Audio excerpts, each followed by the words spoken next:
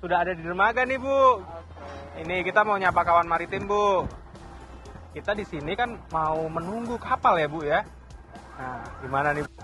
Ya, kawan maritim apa kabar? Mudah-mudahan semua masih dalam keadaan sehat, walafiat, dan tetap jaga untuk selalu mematuhi protokol kesehatan karena ternyata COVID juga masih diwaspadai.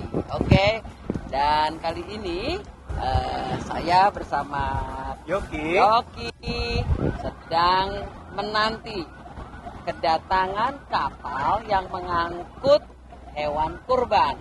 Karena beberapa hari lagi kita akan merayakan Idul Kurban. Salah satu peran dan yang pelabuhan adalah ikut membantu kelancaran transportasi hewan-hewan kurban. Ya. Dari mana nih ya ceritanya hari ini? Kapal yang akan datang? Kapal yang akan datang ini dari Indonesia Timur nih Bu. Dari daerah-daerah NTT, NTB. Terus dia juga dari Australia Bu, ternyata asalnya dari Australia. Bu, kayaknya kapalnya sudah mau sampai nih Bu. Nah, yuk kita lihat dulu yuk. Yuk. Yuk, masuk ke kapal dulu yuk. Oke, yuk kawan maritim.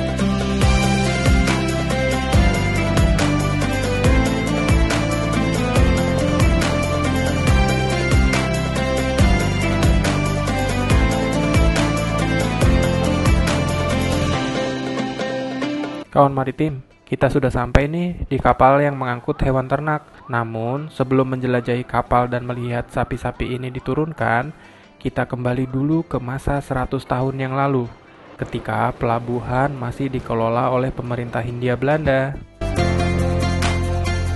Sejak era kapal layar hingga kapal uap, pengangkutan hewan ternak di kapal sudah sering dilakukan. Awalnya, pengangkutan binatang ternak ini untuk memenuhi kebutuhan awak kapal. Namun, pada perkembangannya, kapal-kapal tersebut mulai membawa binatang ternak untuk diperdagangkan. Oh iya kawan maritim, karena kita akan membahas kapal untuk mengangkut hewan kurban, kita tentunya juga harus tahu nih situasi Idul Adha pada awal abad ke-20. Yuk kita lihat videonya bareng-bareng.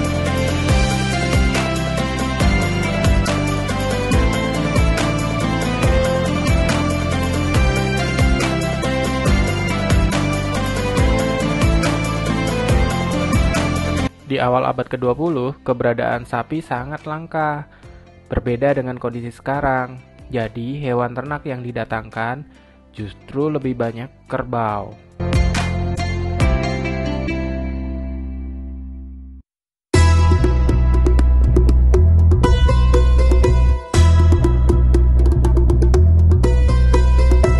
Tidak hanya sekarang, sejak lama Pulau Jawa adalah pulau yang paling ramai di seantero Nusantara.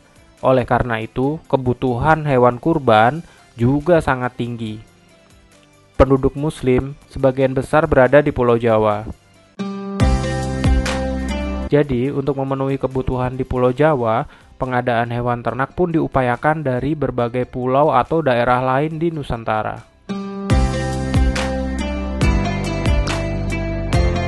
Jadi, tidak hanya haji, kurban pun dikelola oleh pemerintah Hindia Belanda saat itu. Dan tentu saja kapal menjadi alat transportasi utamanya.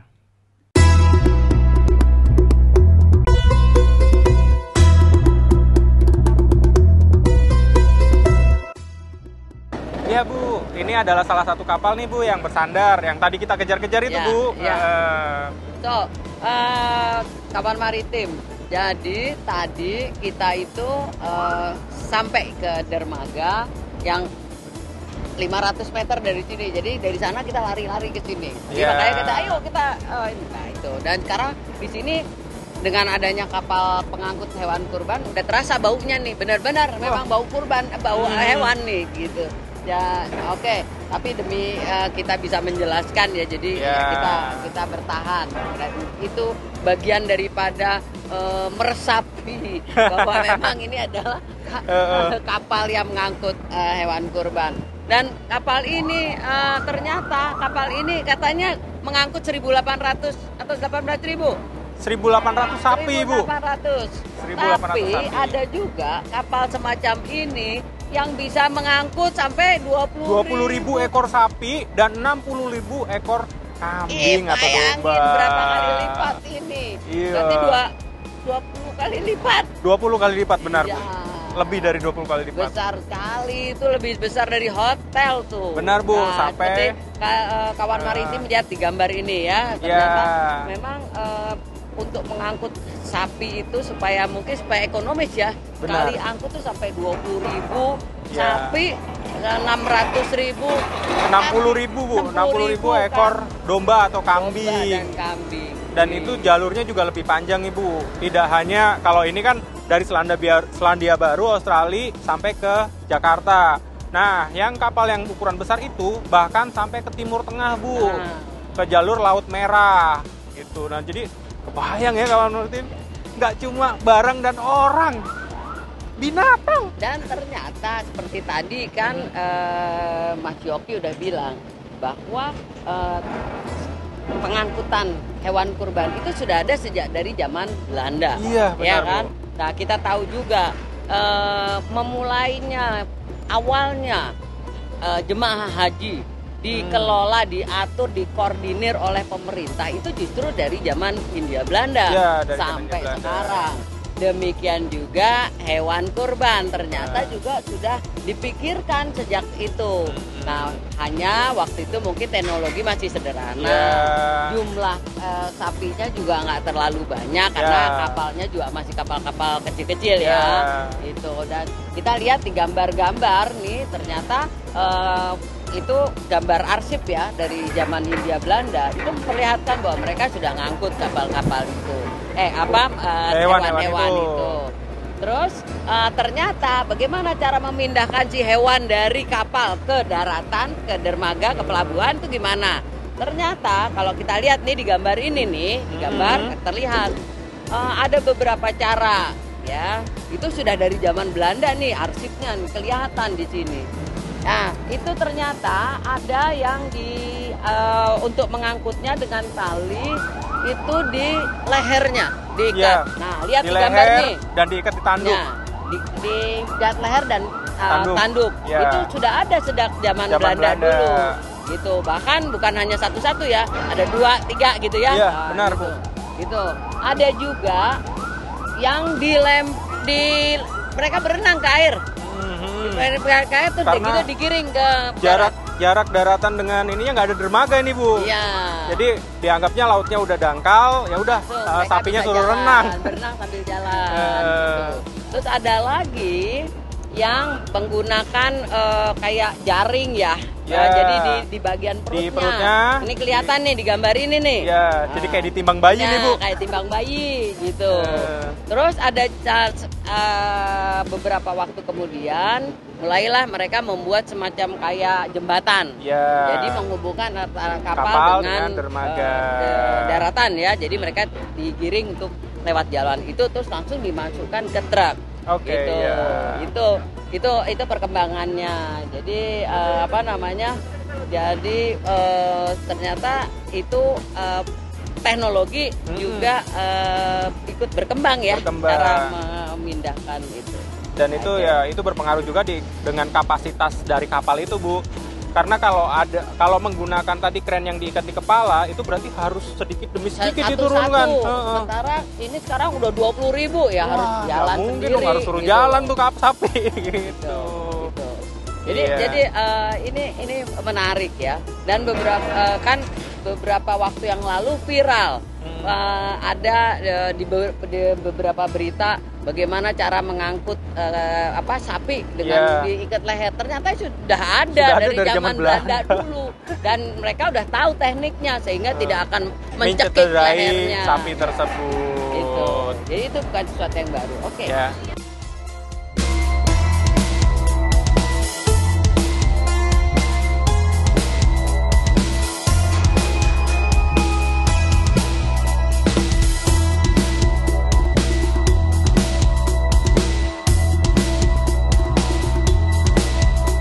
Yuk kawan maritim, sekarang waktunya kita lihat bongkar muat binatang ternak dari kapal.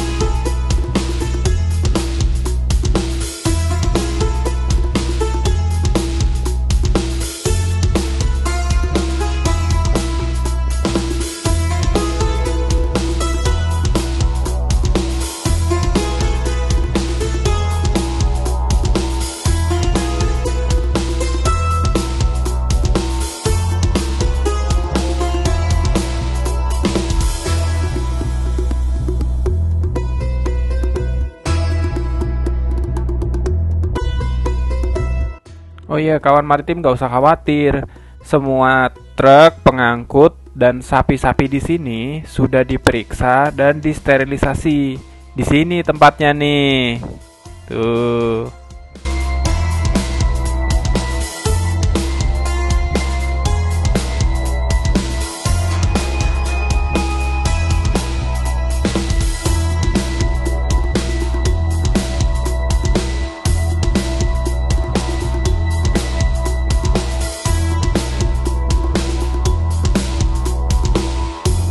Nah, kawan maritim, itu tadi adalah proses bongkar muatnya. Sekarang kita lihat yuk, Indonesia punya loh kapal yang dipersiapkan khusus untuk binatang ternak. Namanya kapal Camara Nusantara. Ada 6 unit loh. Satu kapalnya bisa memuat sampai 500 ekor sapi. Kapal-kapal ini biasa mendatangkan binatang ternak dari daerah hijau atau daerah-daerah yang memang jadi pusat peternakan sapi. Hebat kan negara kita?